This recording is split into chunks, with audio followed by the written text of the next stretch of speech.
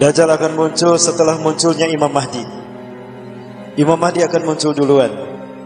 Dan jika Imam Mahdi sudah muncul, maka saya khawatirkan kita belum siap untuk menerimanya. Kenapa? Karena begitu Imam Mahdi muncul, perang akan terjadi sampai turunnya Nabi Isa alaihissalam. Ini ciri-ciri Dajjal ketika datang. Maktubun baina ainai kafara yakrahu katibun wa ghairu katibin. Di jidatnya tertulis kafir, bisa dibaca oleh yang bisa membaca ataupun tidak. Rasulullah SAW menyebutkan, innahu sayati ilal Madinah. Dia akan datang ke Madinah wa huwa mani'un min duhliha. Tapi Dajjal tidak bisa memasuki Madinah. Kenapa? Karena setiap pintu gerbang Madinah dijaga oleh 2 malaikat dengan panah-panah mereka. Dajjal masuk 1 langkah saja ke Madinah, dipanah dia oleh malaikat. Mati itu Dajjal. Maka Dajjal takut mati, takut dipanah. Maka dia keluar, tidak masuk ke Madinah, tapi tinggal di sebuah bukit bergaram. Jika Bapak Ibu umrah ke Mekah Madinah, ya umrah ke Mekah plus Madinah, city tour Madinah, ketika jalan-jalan ke Masjid Qiblatain, lihat di belakang Masjid Qiblatain ada bukit, itulah Jabal Habsi. Yang nanti satu-satunya tempat bergaram yang Dajjal akan naik ke sana. Satu hadis yang membuat saya khawatir Dajjal muncul di zaman kita. Ini dia. Sayati Dajjal wa yas'adul jabala, innahu sayas'adul jabala. Dia akan mendaki gunung, kata Rasulullah. Summa yatawajjah ila jihatil Madinah, lalu Dajjal mengarah ke arah kota Madinah. Summa yaqulu liman tabi'ah, lalu Dajjal berkata kepada para pengikutnya, kalian lihat istana putih itu? Dzalika Masjidu Ahmad, itulah masjidnya Ahmad. Artinya apa? Ketika Dajjal datang ke Madinah, saat itu Dajjal menyaksikan Masjid Nabawi tampak seperti istana putih. Pertanyaannya hari ini, Masjid Nabawi seperti apa? Ini Masjid Nabawi di siang hari, apa warnanya? Putih. Dan ini di malam hari, apa warnanya? Ini hadis kedua yang membuat saya khawatir Dajjal muncul di zaman kita. Innahu mani'un min duhulil Madinah. Dia terhalang dari memasuki Madinah. Walaha sab'atu abwab, dan pada saat itu Madinah punya 7 pintu gerbang. Jadi ciri kalau Dajjal ada datang ke Madinah, saat itu Madinah punya 7 pintu gerbang. Sekarang Bapak Ibu, Madinah punya berapa pintu gerbang? Jeddah, Makkah, Rabik, Badar, Tabuk, dan 2 sekitarnya. Perhatikan, ada 7. Jadi Dajjal muncul di zaman siapa? Hati-hati dan waspada. Saya khawatir Dajjal muncul di zaman kita. Dan kalau Dajjal muncul di zaman kita, berarti Nabi Isa pun akan turun di zaman kita. Terbayang tidak Bapak Ibu, peristiwa-peristiwa besar yang disebutkan dalam hadis Rasulullah, kita mengalaminya. Itu pun kalau kita masih hidup. Nabi Isa akan turun ketika umat Islam berhasil mengalahkan Bani Rum. Eropa kalah saat itu, dan perang tanpa teknologi pun akan terjadi. Kalahnya Eropa menandakan perang dengan nuklir pun berakhir. Saat itu terjadi peristiwa di mana teknologi akan hilang. Karena Dajjal muncul tanpa teknologi. Saat itu teknologi sudah tidak ada. Saat itu umat Islam akan sholat subuh berjamaah. Wa imamukum minkum, dan imam kalian adalah dari kalangan kalian sendiri, Imam Mahdi. Wa huwa yusawwu sufufakum, dan beliau meluruskan saf salat kalian. Istawu sufufakum, tarasu atarimu, luruskan, rapatkan saf kalian.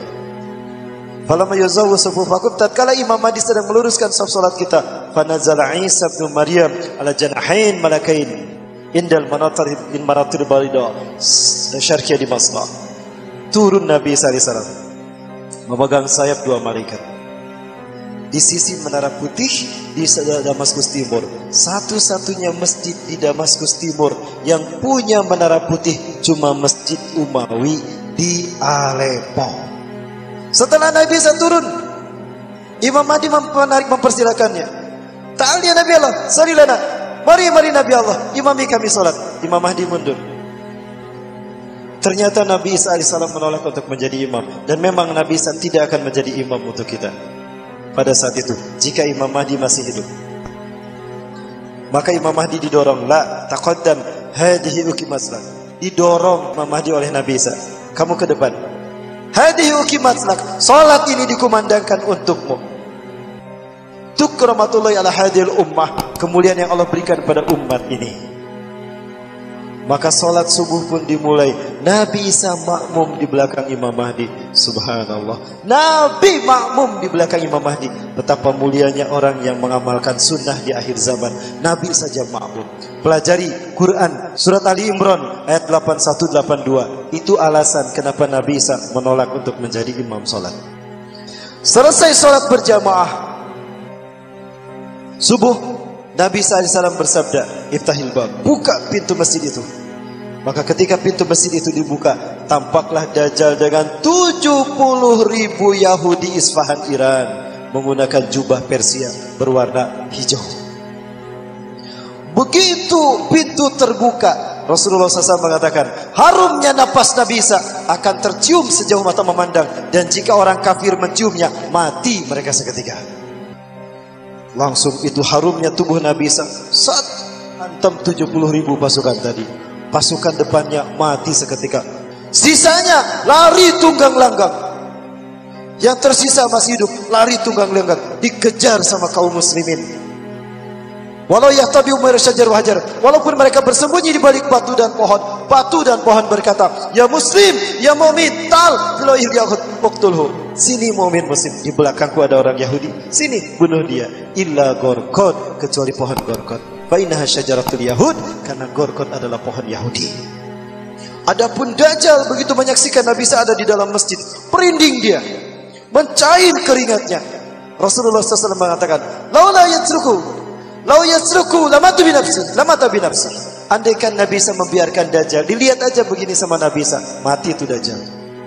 Tapi Allah berkehendak Dajjal mati di tangan Nabi Isa. Dikejar Dajjal sama Nabi Isa. Kemanapun Dajjal pergi, Nabi Isa selalu ada di depan. Pasrah dia, terdamparlah di pintu Lut. Namun ada satu pintu yang diberitakan terdapat di pintu Lut, dan inilah pintunya. Pertanyaannya, apakah di pintu ini Nabi Isa membunuh Dajjal? Wallahu a'lam bishawab. Kalau betul di pintu ini, subhanallah, inilah pintunya. Kalau betul dibunuh di sini, maka luar biasa. Indah cara Allah mendesain kemenangan Islam di muka bumi. Maka saat itu orang-orang Yahudi yang menunggu-nunggu Mesayah, Tuhan yang mereka tunggu-tunggu, terbelalak matanya. Karena ternyata Mesayah yang mereka maksud adalah Dajjal yang mati di tangan Nabi Isa. Orang Kristen yang menunggu-nunggu Yesus Kristus datang, terbelalak matanya. Karena Yesus yang mereka tunggu ternyata mati di tangan Nabi Isa.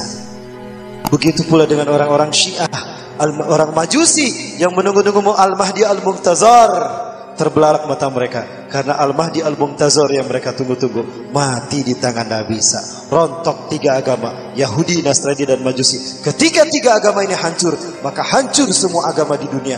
Fayakunu dinu kulluhu lillah, maka yang tidak tegak di muka bumi adalah Islam.